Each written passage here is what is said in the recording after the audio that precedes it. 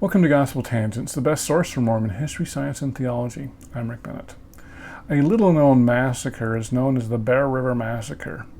2 to 3 times more Shoshone Native Americans were killed in this massacre by the U.S. Army than were killed in the Mountain Meadows Massacre.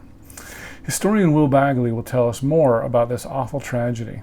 Check out our conversation. But do you, in that book, I guess the two big things I'd like to know about, do we talk about Mountain Meadows Massacre, which of course we've talked about that, but also the Bear River Massacre. Does that get in there? I don't talk about Mountain Meadows. Oh. I think I quote. There's some references. And the most telling quote I've ever heard by an Indian about Mountain Meadows is by Laura Tom, who was chair of the Paiute, Southern Paiute tribe for quite a while. And as she said, Mountain Meadows, the whites won that story. And in terms of the Bear River Massacre, I have a couple of controversial documents. And I did not dwell on it too much because one of my mentors, Brigham Madsen, did what I think is among the very best jobs in his documentary history, the Shoshone frontier and the Bear River Massacre. And Brig said that the greatest achievement of his long career as a historian was to get the references to the Bear River Massacre. No, the Battle of Bear River changed to the Bear River Massacre, which is still a controversial question, but it definitely was a massacre. Can you give us a thumbnail sketch of the Bear River Massacre? Well, it's another example of the whites want everything. That the Shoshones had used Cache Valley, which is absolutely gorgeous, as a refuge for generations. And about 1860, the Mormons start moving into Cache Valley in force. And some of the angrier Shoshones begin stealing cattle and committing a few acts of random violence. But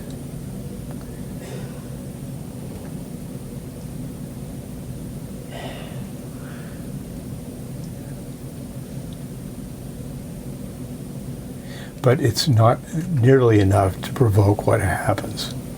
And the initiating event is that Shoshone raiders attack and kill a bunch of miners on their way to Utah. And the federal judge swears out a warrant, and the commander at Camp Douglas decides to execute it in the middle of winter in late January.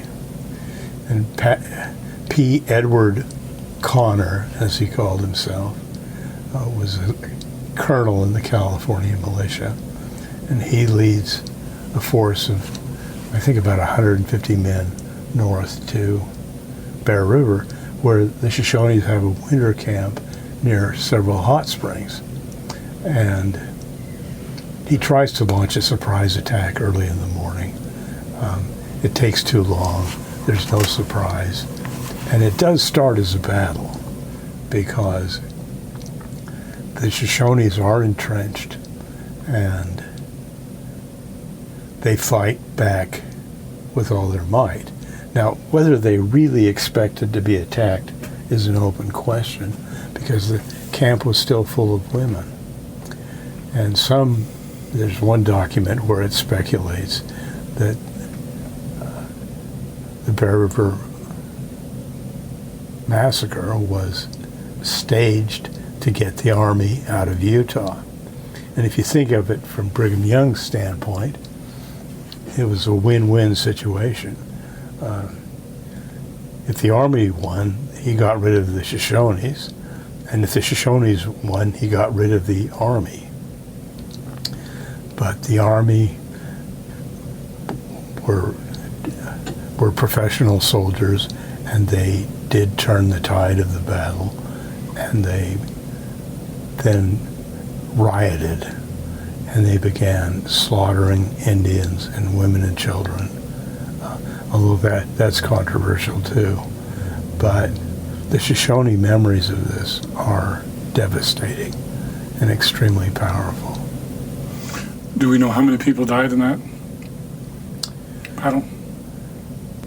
The Army reported 235, and there are Mormon sources that put the number at 500 or 450 or something. Wow. But the thing is, the Army had no motivation to underreport the number of Indians they killed. And Connor got promoted to general based on his great victory. So if they'd actually killed 500 people, they probably would have been happy to report that. That's terrible. It is. What year did this occur approximately? Early 1863. 63, so this is about 6 years after Mountain Meadows. Yep. Wow. Well, thank you, Will. Is there any last things you want to share with this? I'll let you go. I really appreciate your time here. Oh, I'll go back to my very first book.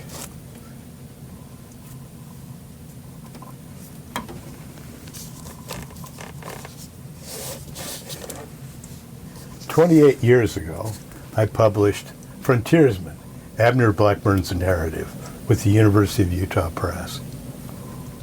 It may still be my very best book, but I must say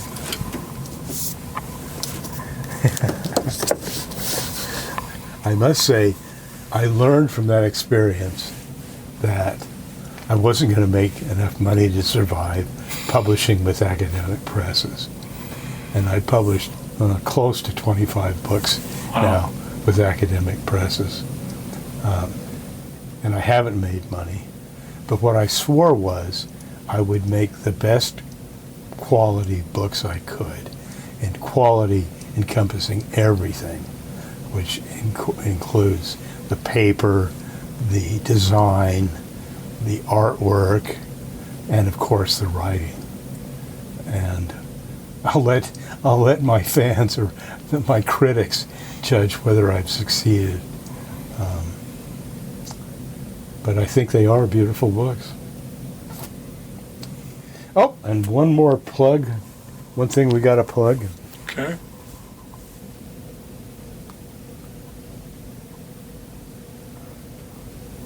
Oh, can you hand me River Fever, which is it's at the very end of the row. All right, here.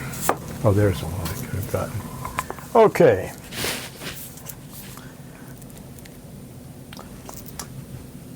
This is what will probably be my next to last book. I'm still working on another book, but this is called River Fever, Adventures on the Mississippi, 1969 to 1972. And that is a miracle picture because the end of the book happens very quickly after that. And it's about what it was like to be young in the late 60s and early 70s. And I really am delighted that Signature Books decided to publish it. But it hasn't sold any copies at all. So if you really want to know the inside story on Will Bagley, this is it. And besides that, there is an afterword where I actually deal with Mountain Meadows. Oh. And this is also a story of how I wanted to recreate the 19th century and experience history.